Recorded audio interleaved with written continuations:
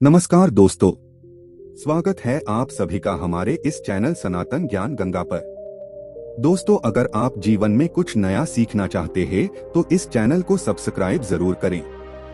श्री शिवाय नमस्तुभ्यम। हर हर महादेव। दोस्तों, प्रकृति का खजाना अनमोल असीमित है। खासकर बारिश के मौसम में जगह जगह पर वनस्पतियां लग जाती हैं।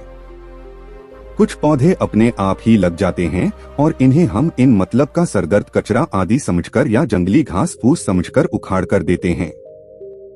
दोस्तों, कुछ पौधों के बारे में हमें जानकारी जरूर होना चाहिए कि यह कचरा नहीं, यह बहुत ही ज्यादा कीमती और अनमोल रत्न है। हीरे मोती से भी ज्यादा कीमती है। इनका औषधीय महत्व सर्वोपरि होता है।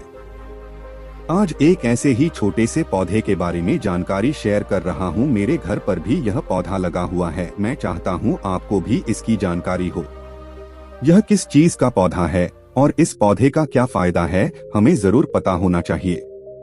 दोस्त, इसकी पत्तियों को देख लीजिए, समझ जाइए। और शायद आप इसकी पत्तियों को देख करके समझ गए होंगे कि यह जो पौधा है यह छोटा धतूरा। इसे कई नाम से अलग अलग गांव शहरों में अलग अलग नाम से जाना जाता है। हमारे यहाँ इसे छोटा धतूरा कहा जाता है। कई लोग इसे छोटा गोखरू भी कहते हैं। कई जगह पर इसे खाकर कहा जाता है। संख्या होली कहते हैं। कई जगह पर इसे तांता गोली कहते हैं और अंग्रेजी में इसे कहते हैं तोलेबर। गांव में अक्सर सभी बच्चों ने यही कॉक लेबर के साथ एक दूसरे को मारकर हम अपना मन प्रसन्न करते थे और कपड़ों पर चिपका देते थे। इन्हीं को देखकर हम बचपन से जवान हुए हैं। इसे ज्यादातर गांव खेत खलिहानों में पाया जाता है। अगर साफ साफ शब्दों में कहा जाए तो कॉर्प लेबर सोने चांदी हीरे मोती से भी ज्यादा कीमती है। दोस्तों, इसके जो बीज होते हैं कांटी युक्त होते हैं। तो यह पौधा गोखरू का है। हमारे यहाँ तो इसे छोटा गोखरू कहते हैं, छोटा धतूरा भी कहते हैं। आपके चित्र में इस पौधे को क्या कहा जाता है, मुझे कमेंट करके जरूर बताइएगा। जनवरी फरवरी के महीने में इसमें बीज आना शुरू होते ही पहले हरे रंग के बीज होते हैं और फिर धीरे धीरे भी भूरे रंग के बीज होने लगते हैं। और यह बहुत ही औषधीय गुणों का भंडार है। दोस्तों, शायद आपको पता नहीं होगा कि यह बहुत अच्छी एक जड़ी बूटी है, अमृत तुल्य है, महान शक्तिशाली है। इस जड़ी बूटी के आगे कई डॉक्टरी मेडिसिन फेल हो जाती है। तो कचरा आदि और सिरदर्द आदि समझकर इसे न से कि यह एक पावरफुल जड़ी बूटी है जो कि बरसात के मौसम में अपने आप लग जाती है ताकि युक्त इसके फल होते हैं। तो हमें भारत माता का सम्मान करना चाहिए और धन्यवाद देना चाहिए कि हम भारत भूमि में रहते हैं और ऐसे अमृत तुल्य और जड़ी बूटियां हमारे भारत भूमि में आज भी यत्र तत्र पैदा होती है। विदेश में लोग इस जड़ी बूटी के आगे इन पौधों को पाने के लिए तरसते हैं और आपको ईश्वर का धन्यवाद देना चाहिए कि हमारे ही भारत भूमि में आज भी जड़ी बूटी और अमृत की तरह शक्ति रखने वाले पेड़ पौधे आज भी हमारे भारत भूमि में पैदा होते हैं। इसीलिए हमें भारत माता का सम्मान करना चाहिए और पेड़ पौधों को घर घर लगाना चाहिए, घर घर पहुंचाना चाहिए। दोस्तों, आप लोग एक दिन देख लेना, वो दिन दूर नहीं होगा जब लोग पेड़ पौधों को गले लगाएंगे, जड़ी बूटियों को गले लगाएंगे और अंग्रेजी दबाव को छोड़ देंगे। यह दौर जल्द आने वाला है क्योंकि जड़ी बूटियों में अमृत होता है, साक्षात देवी देवताओं का वास होता है। अंग्रेजी दवा शरीर को सही तो जल्दी कर देती है पर बाद में बहुत शरीर अंग्रेजी दवाइयों के सहारे ही चलता है। ऐसी दवा शरीर को जीते जी मार देती है, लेकिन पेड़ पौधों से निकला अमृत शरीर को अमर बना देता है, ताकतवर बना देता है। बुढ़ापे में भी जबानी की शक्ति रहती है। तो चलिए मैं आपको बताता हूँ कि किन किन बीमारियों में फायदेमंद है। देखिए, इसकी पत्तियों को पीस करके इसका रस यदि आप अपने बालों पर लगाते हैं, मान लीजिए आपके सिर पर बहुत बाल नहीं है, गंजापन आ गया है, आप देखेंगे नए बाल उगना शुरू हो जाएंगी। जिन्हें बहुत ज्यादा हेयर फॉल होता है वे लोग भी इसे लगा सकते हैं। तो यह देखिए इसके बीज, ये इसके बीज हैं। यह छोटा धतूरा दोस्तों आप देख सकते हैं। सूखने पर यह कुछ इस कलर का हो जाता है, जिसे हम लोग यहाँ पर छोटा गोखरू भी कहते हैं। इसके पत्तों को देखकर अंदाजा लगाइए। और कई लोग इसे खाकर असंतोष होली कहते हैं, कॉक लेबर कहते हैं। इसके बीज होते हैं, बहुत कंटक युक्त होते हैं, इसलिए तो कपड़ों पर चिपक जाते हैं, खासकर मैदानी आंखों में खुले स्थान पर यह पौधा अपने आप ही उग जाता है। वर्षा ऋतु में यह अपने आप उगने वाला पौधा है। सड़कों के किनारे, मैदानी इलाकों में पानी से भरी हुई कई जगह पर यह बहुत आसानी से लग जाता है। यह पौधा अपने आप ही लगता है। यदि इसके पत्तों को पीसकर 2 से 3 बूंद इसके रस को दही के साथ लेने से बवासीर में बहुत आराम मिलता है। अक्सर मौसम बदलते ही सर्दी खांसी बच्चों को बड़ों को हो जाती है, तो इसके पत्तों को छाया में सुखा लें दूध के साथ। जी हाँ, इसके पत्तों को छाव में सूखने के बाद पीसकर दूध के साथ सेवन करने से सर्दी खांसी में बहुत आराम मिलता है।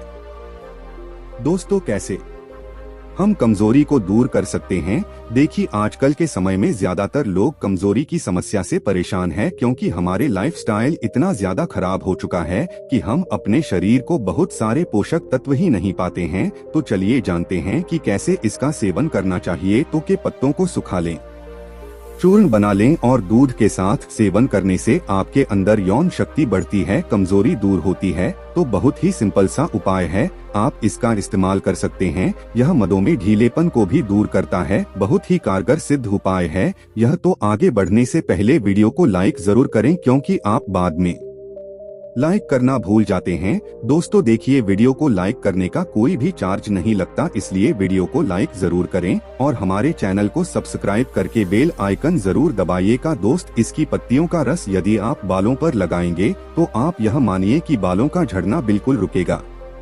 गंजे के सिर पर भी बाल आ जाएंगे, इतना फायदेमंद है। यदि इसके पत्तों का रस, जिन्हें बहुत ज्यादा सिर दर्द होता है, इसके पत्तों को पीसकर इसका पेस्ट यदि कुछ समय माथे पर लगाते हैं तो सिर दर्द से तुरंत ही राहत मिलती है। दोस्तों, आप यकीन मानिए, यह बहुत ही कारगर सिद्ध उपाय है। मैं ईश्वर की सौगंध खाता हूँ, यह जो उपाय हम आपको बता रहे हैं यह बहुत ही कारगर है और चमत्कारिक रूप से इनका इस्तेमाल करके आज लाखों लोग इस्तेमाल करते हैं और बहुत ही जल्द ठीक हो जाते हैं। दोस्तों, बहुत से लोग तो क्या करते हैं, जब इनका सीजन होता है, यह बारिश में ही उगता है, छोटा गोखरू इसके पत्तों को सुखा लेते हैं और फिर काम में लेते हैं। इतना ज्यादा यह फायदेमंद होता है और इसे सुखाकर पाउडर बनाकर भी इसको रखते हैं, इतना ज्यादा फायदेमंद है। इसके 1 चम्मच पाउडर को, पत्तियों के पाउडर को तेल में मिला ले, किसी भी तेल में, नारियल तेल में, सरसों के तेल में, और उस तेल को अपने बालों पर लगाएं, स्कैल्प की मसाज करें देंगे तो गंजे के सिर पर भी बाल उगे देगा। यह पौधा इतना फायदेमंद है, तो हमारे आसपास जो वनस्पति होती हैं उनके बारे में हमें जानकारी जरूर होना चाहिए। दोस्तों, इसके कुछ ताजी पत्तियों को ले लीजिए, थोड़ा सा क्रश करके या फिर किसी भारी चीज से इसका रस निकालें और इसका रस भी आप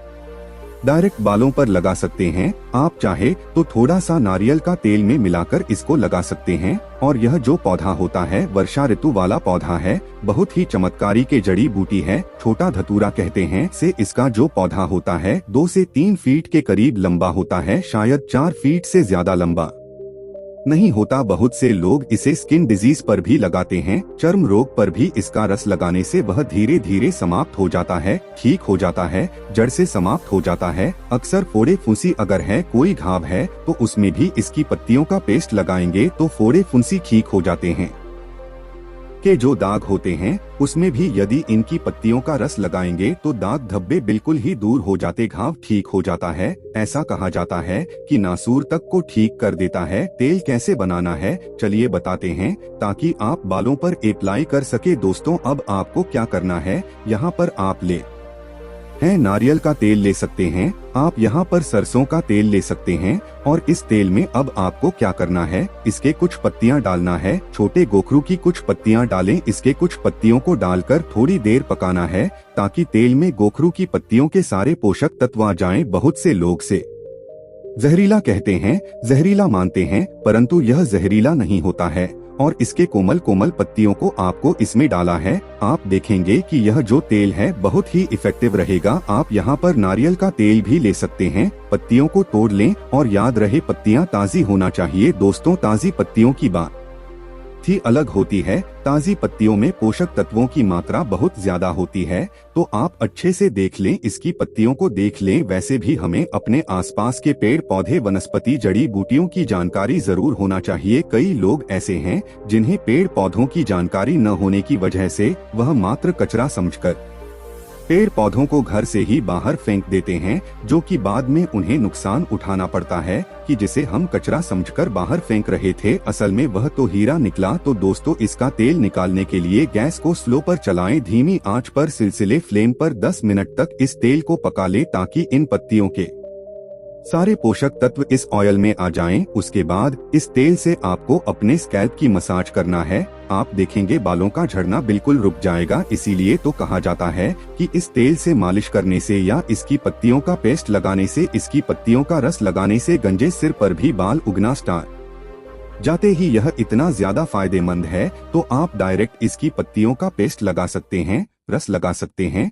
या आप चाहे तो जैसे हमने तरीका बताया इसी तरीके से पत्तियों को तेल में डालने के बाद उपयोग किया जा सकता है। बहुत ही कारगर और सिद्ध और 100% उपाय है ये, लेकिन याद रहे खूब अच्छी तरह से तेल को पका लेना है जब तक इसका झागाना बंद न हो जाए। आप जितना चाहे उतना तेल बना सकते हैं, लेकिन क्वांटिटी पत्तों की ज्यादा होना चाहिए और उसी मात्रा में कोई भी तेल होना चाहिए। आप ज्यादा बनाकर भी स्टोर कर सकते हैं। सप्ताह में 2 बार इस तेल को जरूर लगाएं, यह बहुत ही ज्यादा फायदेमंद होता है।